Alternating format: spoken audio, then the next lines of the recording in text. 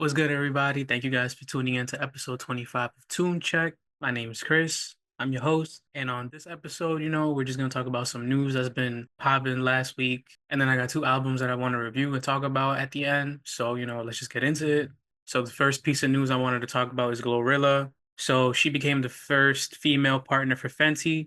This includes Fenty Beauty, Fenty Hair, Fenty Skin, and Savage X Fenty. I think this is amazing, because Glorilla has really been one of the most popping artists right now. She's always dropping stuff. She's always being talked about. Every song or every album that she released so far has been honestly lit. Even some of her features are pretty fire too. I think she's a dope artist. And I genuinely do think that Rihanna really fucks with her because I know y'all all saw that video of her, dancing to TGIF with ASAP Rocky, and he was just there standing like, "What are you doing?" Looking at her crazy as shit. I genuinely think Rihanna really likes Glorilla, and Glorilla seems like a really dope person too. I definitely see them just vibing and doing their things. But speaking about, TGIF, I think that's a dope ass song. Like, I still catch myself singing some of the lyrics. That's just mad catchy, bro. And she also released a video for her song Procedure with Lotto recently. It was a really good song. Her album was dope. You should go listen to it. The album's called Glorious. If you haven't heard it, go check it out. Definitely a good album from 2024. But speaking about dope music and dope artists, we got Wiz Khalifa next. So he released a freestyle over Kendrick's Squabble Up. Up in they ass till my feet hurt. Young Khalifa man, aka Mr. Me First. Did it once, doing it again, Mr. Rebirth. Hop up in the right, drop the top, tell them eat dirt. Niggas think they doing real good, but they need work. 100 bands, you don't want the hands, nigga. And to be honest, it sounds so good. Like, I think he's one of the three artists that released freestyles over one of Kendrick's songs recently. One of them being Tyler, the Creator, and I think he did a great job on Kendrick's Hey Now beat. But I really do believe Wiz Khalifa did his thing. And then he was also on stream with Boy Max, and they made like two beats, like two songs, and it sounded good. One of them sampled J. Cole's January 28th, and it sounded fire. Like, that sample was so dope. I really didn't know I needed like a January 28th sample until I heard it, and Wiz Khalifa went off on it.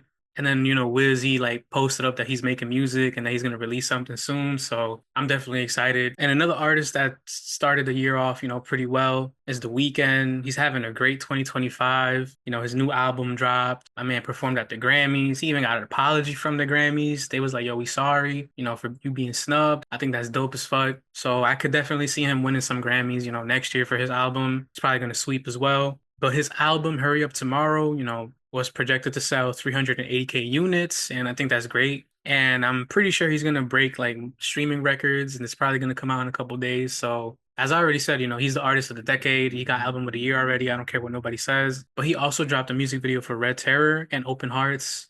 Open Hearts is probably like my favorite or one of my favorite songs on the album. I love the beat, and I love when the beat drops when he's singing the hook and everything. It was honestly an experience, and I can't wait till I see him perform it live. I got my weekend tickets. I'm going in July. It's lit. That and Kendrick, like, I'm mad excited for this year. And then he also dropped his trailer for his movie Hurry Up Tomorrow, starring Jenna Ortega and Barry Cogan. I don't even know how to say his name, and honestly, it looks pretty good. Like, I was pretty, shocked that when I saw the trailer because y'all already know about the Idol. That shit was trash and his acting was terrible. I feel like this is gonna be good because, he's probably gonna play himself, and it seems like it's like some like stalker film, like the girl's stalking him and traps him and stuff. That's the vibes I'm getting. I wonder what he's gonna do with it. He's probably gonna make it real dark and edgy. But as long as it's not like the Idol, we're good. The Idol was just terrible.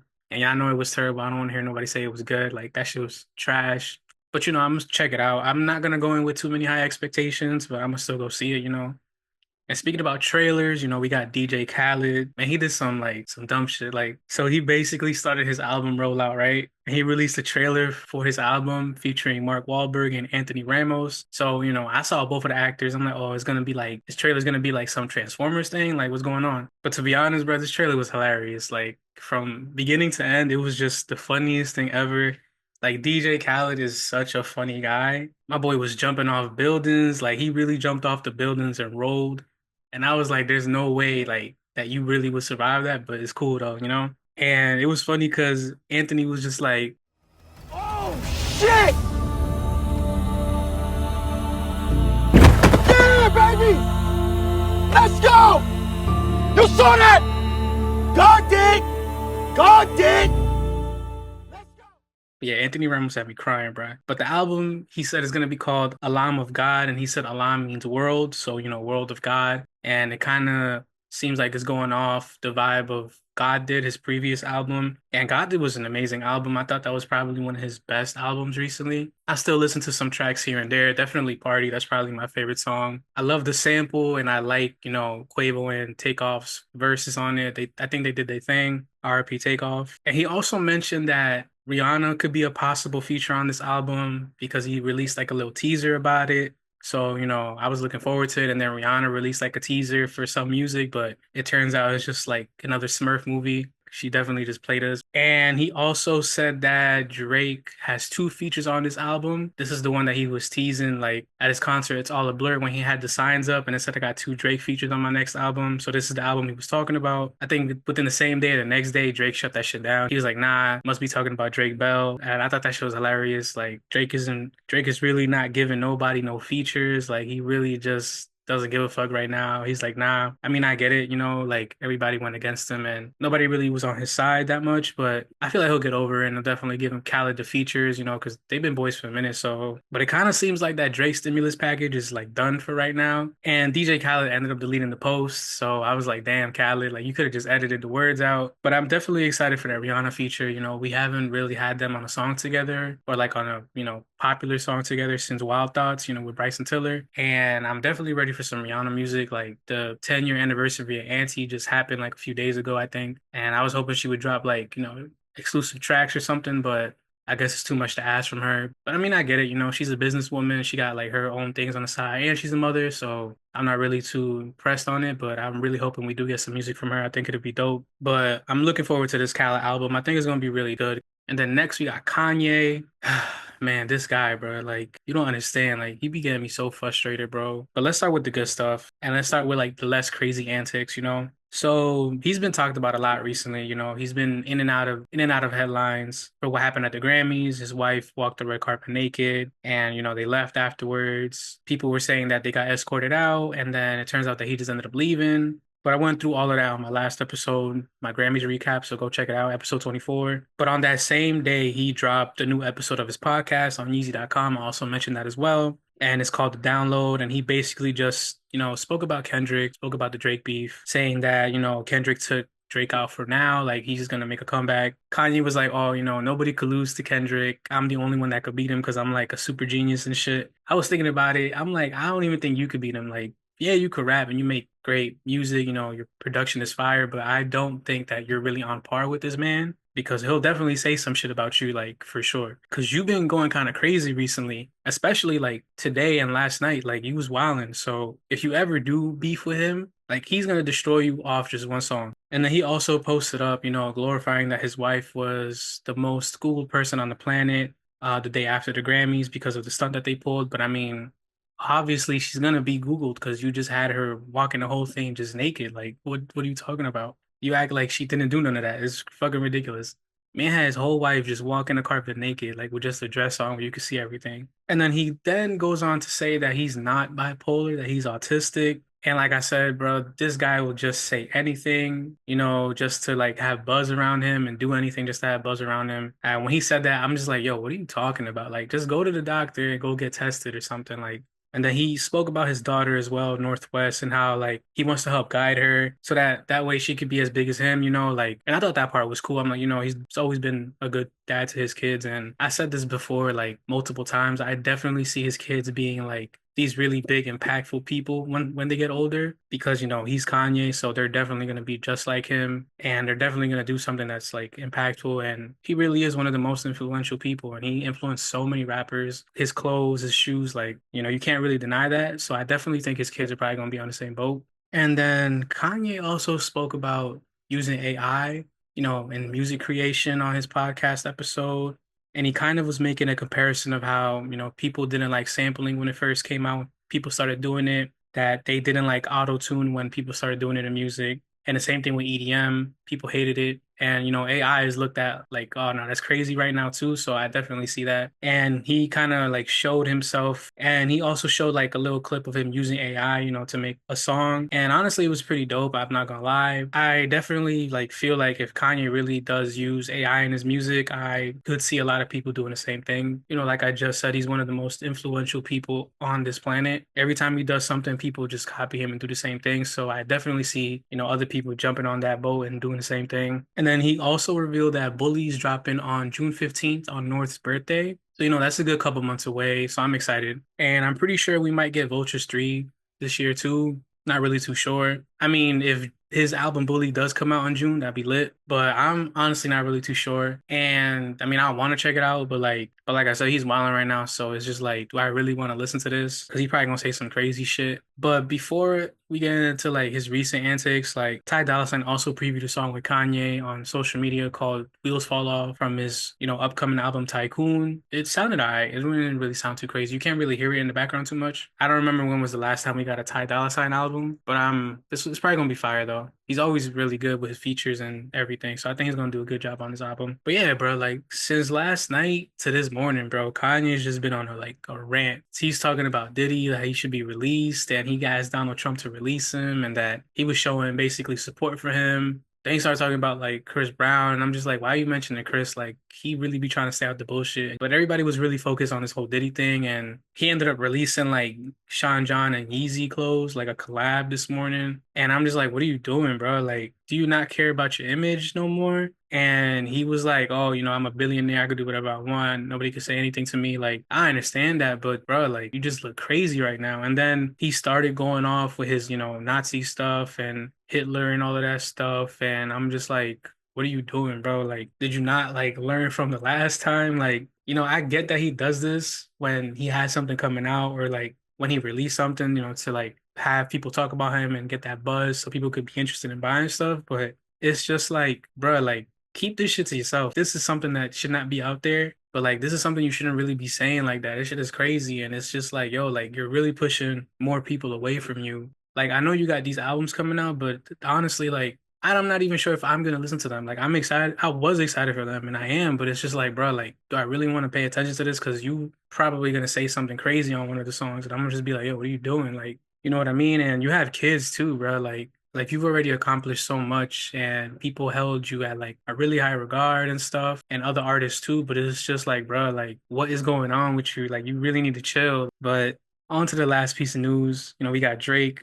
So he started his Anita Max Win tour. I was commenting on some posts, with my page and stuff, and people was like, oh, he's struggling to fill out arenas. The next day, like when the tour actually started, that show was packed. Like you saw people everywhere. That show was packed. If this is what struggling means, then that's crazy because he's doing really good over there. It's Drake. Like he's gonna do good and sell out everywhere. So I'm just like, what are y'all talking about? And it turns out that like more shows were actually added due to high demand.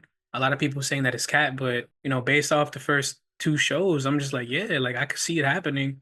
And it happened. So I'm like, what are y'all talking about? People just be hating in these comments, yo. Like, it's crazy. People really just be hating out here for no reason. People just want to act like this man was not one of the people that was carrying the rap game for like 14 years. Like, what are we talking about? And these be the same people that is probably going to tune into his next album and the Party Next Door album, jam the shit out of one song, act like they don't. So on the first night of the show, he came out with a hoodie that had bullet holes in them and like smoke was coming out the back. I thought that was kind of cool. Like I really was fucking with that. I was like, oh, that's pretty lit. And the song he was coming out to was Over My Dead Body. So people was just like, oh, that's corny. Like, why is he doing this? That's so dramatic. And I'm just like, yo, like the song is called Over My Dead Body. Like, what do you guys not get? Like, I thought it was dope, He's taking on all that hate and just like, cool, whatever. Then he also popped out with like a Scarface bomber jacket. That shit was tough. That jacket was hard. That was definitely fire. I don't know about the boots he was wearing. That was a little too much, but the jacket was definitely fire. And it turns out that he hired the designer who made him the giant bra that went viral when he was on his It's All a Blur tour. Like that huge pink bra that somebody threw on stage or something. I think it was from his dad. So he hired her and her name is Zoba Martin. And she's designing the fits for him that he's using on his current tour. And that's honestly fire. Definitely like flex for her. She's definitely getting that bag. Do your thing. I think it's dope. That's a great opportunity to be designing for somebody like him. And then people was talking about like how he changed his lyrics from nonstop. So the original lyrics Well, the line that he changed is I go 6 to 23 like I'm LeBron, but now he says 6 to 23 not LeBron, and people was just like, "Yo, that's corny, that's whack," and I'm just like, bro, that's it's his song. Like he can do whatever he wants with it, you know? Like it's not that deep. It's not as deep as people make it. Like, yo, it's his song. Like he could change the lyrics whenever he wants. Regardless, like it's just one lyric. Like I don't even think half of the people there paid attention or even cared. And then he also announced his collab with P&D. It's coming out on Valentine's Day, so Friday. Ain't worried about my pride. I'd rather get it right than wrong tonight. It's called Some Sexy Songs for You. I honestly really do like his album names. His recent album names have been like they're like very ordinary and plain, but I feel like that's what is working for him, like simplicity and stuff of it. And I'm definitely excited, because Drake and P&D have always dropped like dope tracks together. P&D's last album was fire. For All the Dogs is aging really good, actually. But while he was on his tour, he also was saying that he's gonna release a solo album soon when the time is right. Just, him talking to everybody. And I think that's gonna be dope too. I think that's like a good look. He's probably gonna talk about everything that's happening, all the hate that he's getting and everything he's done. And I know a lot of people are saying that all of this is affecting him, but I'm just like, he's on tour right now, chilling, making his money overseas and stuff. Like, I don't really think it's affecting him that bad. Like, yeah, maybe he was in his bag in the beginning a little bit, but now it's just like, it is what it is. He probably just came to terms with it. I think he'll be all right. I don't think he's going nowhere. I don't think he's gonna get canceled or people gonna stop fucking with him. Like it's Drake. Like if he goes on tour tomorrow here in the US, it's gonna sell out. All this hate is really just online. I feel like everybody in actual life outside of social media really fucks with him.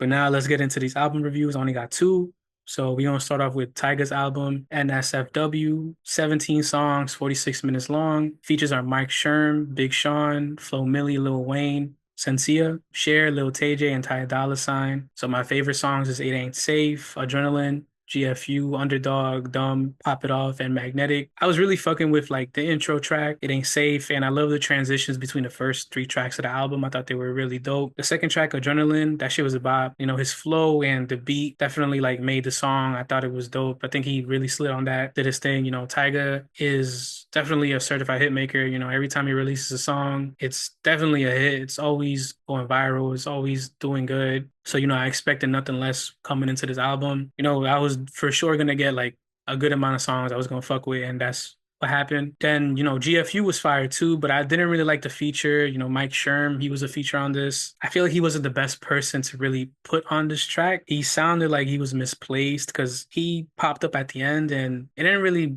stick. It didn't really make anything stand out for him. So maybe he should have been on another song or his feature should have been somewhere else. And I feel like he should have done better too. But then track 4, Dancing Like It's Pop, it was all right, nothing crazy, nothing really to talk about. I think he just threw that on there just to throw it on there. Track 5, Underdog. This is probably my favorite song on this whole album. I loved his flow. I loved his rap singing. I thought it was dope. The beat was fire. It was calm and bass heavy. The synths on the track was fire too. Like I said, his rap singing just fit perfectly with this entire track and he did a really good job on here. Then the next track is called Gone. It was giving me the same vibe as track 4. The sample was cool, but it wasn't really anything that stood out. Dumb was one of my favorite songs too, because Big Sean, he definitely delivered a really great verse. Big Sean's always going to kill it when it comes to a feature. His album last year was one of my favorites. I really enjoyed him on this beat. And Flo Milli, she did her thing too on the hook. I liked how Big Sean's verse, just flowed into Flo Milli's hook. I think that was pretty dope. My only issue with this song is that I wish it was longer, honestly. Like, I think it was like 2 minutes, but it felt very, very short and very fast. I wish it was like a minute longer just so I could hear like more from Tyga and more from Flo Milli, maybe actually give her a verse because I definitely think she would have killed it. Then after, it was Pop It Off, the song with Wayne, he releases as a single. It was a fire track and I feel like they both always go like good off each other. I think they're both always, dope as fuck when they make songs together. Honestly, I wish they could make like an album together. I think it'll sound dope as fuck. But this is another track that felt kind of short, but I did like the guitar at the end. I thought it was, pretty cool. It reminded me of Lil Wayne's Rebirth album. Track 9 is Magnetic with Shensia, and honestly, this was one of my favorite songs too, mostly because of her part. Her verse on this was phenomenal. Like, I like the beat switch in between her verse, and it was like just fire. She did a really good thing. Like, she was rapping and singing, but then the song does transition into Find Out, and I could see that he was trying to keep the same kind of like vibe as Magnetic, but it felt a little underwhelming, because Magnetic was like a really good song and This one was just like, you kind of just ruined it a little bit. But as far as track 11, this is the one with Cher. He sampled one of her songs and, it sounded good. Like her voice on here and everything was pretty cool. But I don't think it blended well with his like rap style.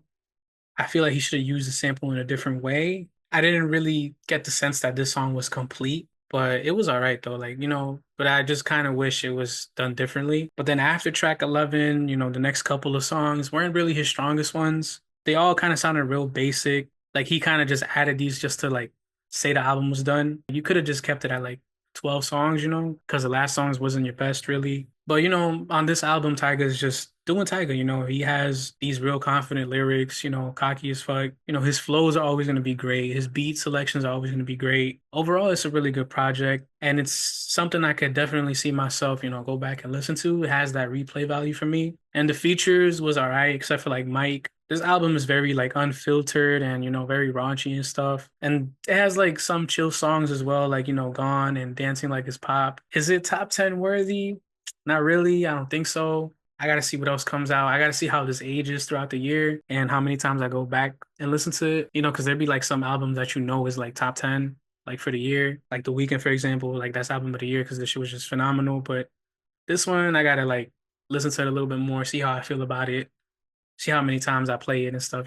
But the album is called NSFW. If you haven't heard it, go check it out. Shout out to Tyga. And then next we got Life is Beautiful, Larry June and 2 Chainz with The Alchemist. 11 songs, 37 minutes. There's no features here, which I thought was great. My fave songs is honestly the entire project. Like this whole album was fire. It was phenomenal. I love the vibe. I love the themes. I loved what it was given. Definitely something refreshing, different. This is definitely something that I'm gonna be listening to. It's probably in my top 10 for sure, because I don't really see it not being in my top 10 because I've heard it like 4 times already, and I'm probably gonna keep listening to it as well. But on here, they was rapping their ass off. 2 Chainz was going in, Larry June was going in. The intro song is called Munyon Cannon, and it had like a real soft, like soulful kind of beat. But I feel like Larry June and 2 Chainz really like set the bar with the intro. They was both rapping their ass off. I think 2 Chainz had the better verse on this track. His flow on this song was just fucking crazy. I wouldn't have minded if it was him by himself, to be honest. Then Colossal, like that's probably like my favorite track on this whole album. This is like the most passive aggressive song I've heard.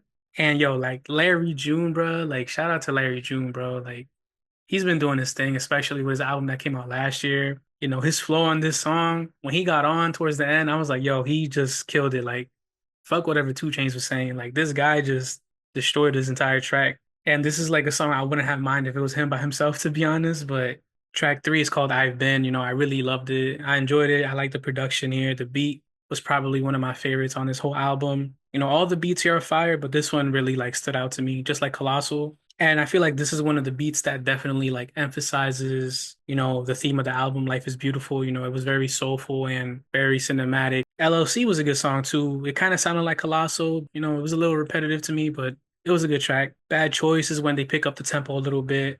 I really enjoyed the sample on this track. And I love how like midway in the song, they just switch off each other. Like it goes from 2 Chainz to Larry. The title track was perfect, to be honest. No flaws.